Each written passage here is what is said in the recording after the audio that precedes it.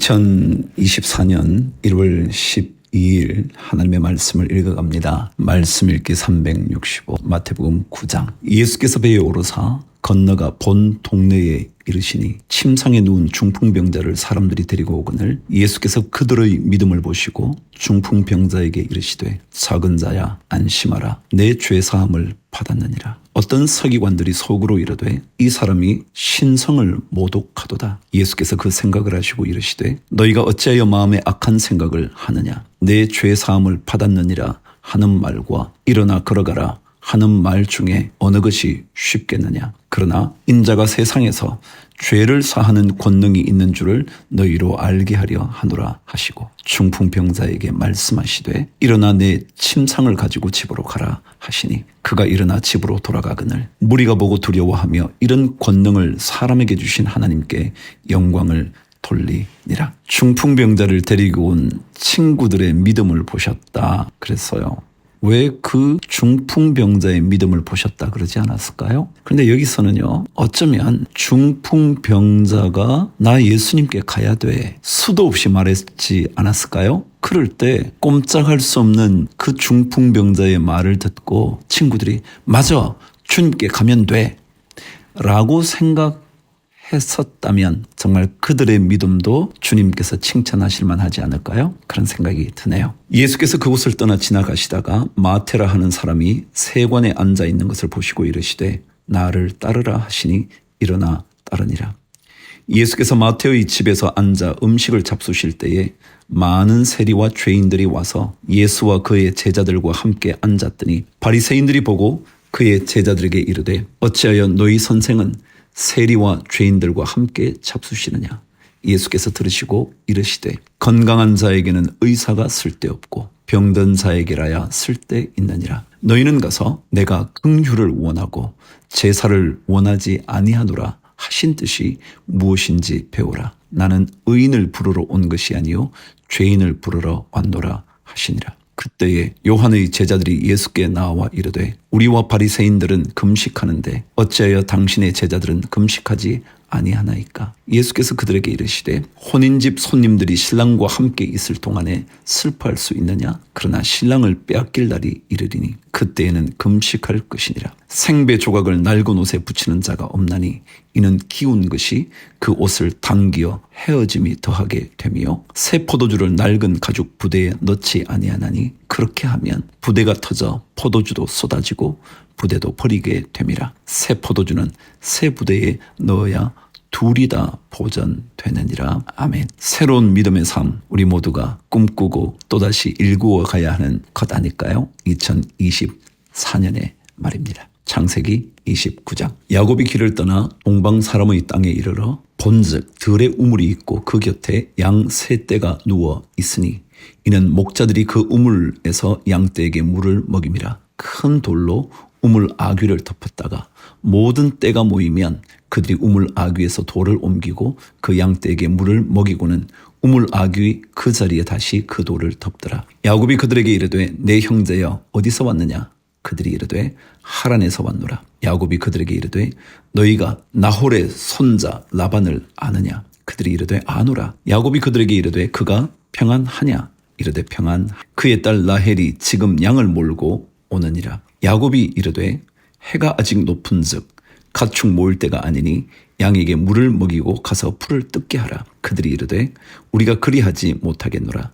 때가 다 모이고 목자들이 우물 아귀에서 돌을 옮겨야 우리가 양에게 물을 먹이느니라. 야곱이 그들과 말하는 동안에 라헬이 그의 아버지의 양과 함께 오니 그가 그의 양들을 치고 있었기 때문이더라. 야곱이 그의 외삼촌 라반의 딸 라헬과 그의 외삼촌의 양을 보고 나아가 우물 아귀에서 돌을 옮기고 외삼촌 라반의 양떼에게 물을 먹이고 그가 라헬에게 입맞추고 소리내어 울며 그에게 자기가 그의 아버지의 생질이요 리브가의 아들됨을 말하였더니 라헬이 달려가서 그 아버지에게 알림해 라반이 그의 생질 야곱의 소식을 듣고 달려와서 그를 영접하여 안고 입맞추며 자기 집으로 인도하여 드리니 야곱이 자기의 모든 일을 라반에게 말하매 라반이 이르되 너는 참으로 내 혈육이로다 하였더라. 야곱이 한 달을 그와 함께 거주하더니 라반이 야곱에게 이르되 내가 비록 내 생질이나 어찌 그저 내 일을 하겠느냐.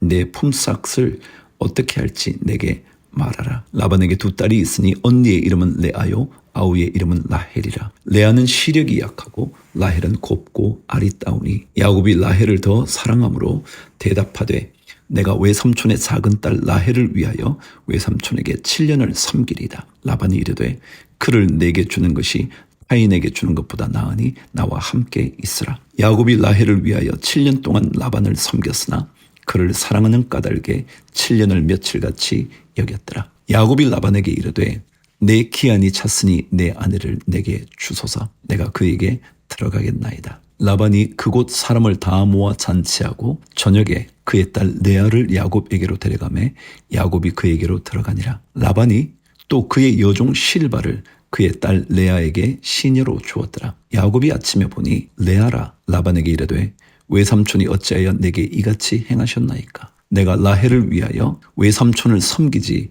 아니하였나이까?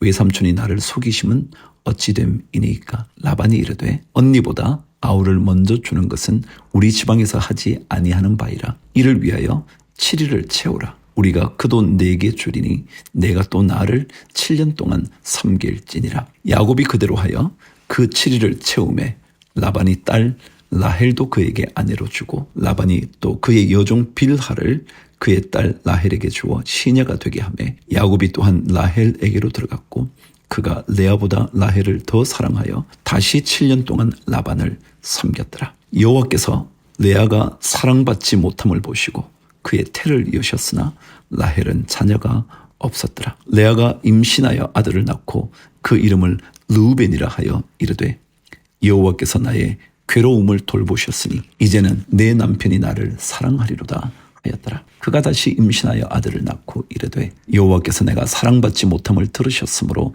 내게 이 아들도 주셨도다 하고 그의 이름을 시몬이라 하였으며 그가 또 임신하여 아들을 낳고 이르되 내가 그에게 새 아들을 낳았으니 내 남편이 지금부터 나와 연합하리로다 하고 그의 이름을 레위라 하였으며 그가 또 임신하여 아들을 낳고 이르되 내가 이제는 여호와를 찬송하리로다 하고 이로 말미암아 그의 이름을 유다라 하였고 그의 출산이 멈추었더라. 사랑받지 못했던 레아에게 하나님께서 은혜를 베푸셨죠. 그래서 내 아들을 계속 허락해 주셨잖아요. 긍휼을 베푸시는 하나님. 30장. 라헬이 자기가 야곱에게서 아들을 낳지 못함을 보고 그의 언니를 시기하여 야곱에게 이르되 내게 자식을 낳게 하라. 그렇지 아니하면 내가 죽겠노라. 야곱이 라헬에게 성을 내어 이르되 그대를 임신하지 못하게 하시는 이는 하나님이시니 내가 하나님을 대신하겠느냐. 라헬이 이르되 내 여종 빌하에게로 들어가라. 그가 아들을 낳아 내 무릎에 두리니 그러면 나도 그로 말미암아 자식을 얻겠노라 하고 그의 시녀 빌하를 남편에게 아내로 주매 야곱이 그에게로 들어갔더니 빌하가 임신하여 야곱에게 아들을 낳은지라. 라헬이 이르되 하나님이 내 억울함을 푸시려고 내 호소를 들어사 내게 아들을 주셨다 하고 이로 말미암아 그의 이름을 단이라 하였으며 라헬의 시녀 빌하가 다시 임신하여 둘째 아들을 야곱에게 낳음에 라헬이 이르되 내가 언니와 크게 경쟁하여 이겼다 하고 그의 이름을 납달리라 하였더라. 레아가 자기의 출산이 멈춤을 보고 그의 시녀 실바를 데려다가 야곱에게 주어 아내로 삼게 하였더니 레아의 시녀 실바가 야곱에게서 아들을 낳음에 레아가 이르되 복되도다 하고 그의 이름을 가시라 하였으며 레아의 시녀 실바가 둘째 아들을 야곱에게 낳음에 레아가 이르되 기쁘도다 모든 딸들이 나를 기쁜 자라 하리로다 하고 그의 이름을 아셀이라 하였더라. 밀거둘 때 르우벤이 나가서 들에서 합 한 채를 얻어 그의 어머니 레아에게 드렸더니 라헬이 레아에게 이르되 언니의 아들의 합 한 채를 청구하노라. 레아가 그에게 이르되 내가 내 남편을 빼앗은 것이 작은 일이냐? 그런데 내가 내 아들의 합 한 채도 빼앗고자 하느냐? 라헬이 이르되 그러면 언니의 아들의 합 한 채 대신에 오늘 밤에 내 남편이 언니와 동침하리라 하니라. 저물 때에 야곱이 들에서 돌아오매 레아가 나와서 그를 영접하며 이르되 내게로 들어오라.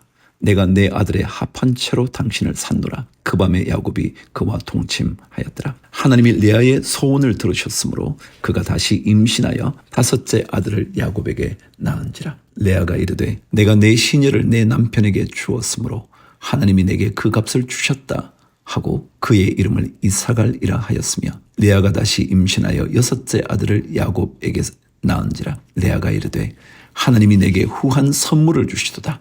내가 남편에게 6 아들을 낳았으니 이제는 그가 나와 함께 살리라 하고 그의 이름을 스불론이라 하였으며, 그 후에 그가 딸을 낳고 그의 이름을 디나라 하였더라. 하나님이 라헬을 생각하신지라. 하나님이 그의 소원을 들으시고 그의 태를 여셨으므로 그가 임신하여 아들을 낳고 이르되 하나님이 내 부끄러움을 씻으셨다 하고 그 이름을 요셉이라 하니, 여호와는 다시 다른 아들을 내게 더하시기를 원하노라 하였더라.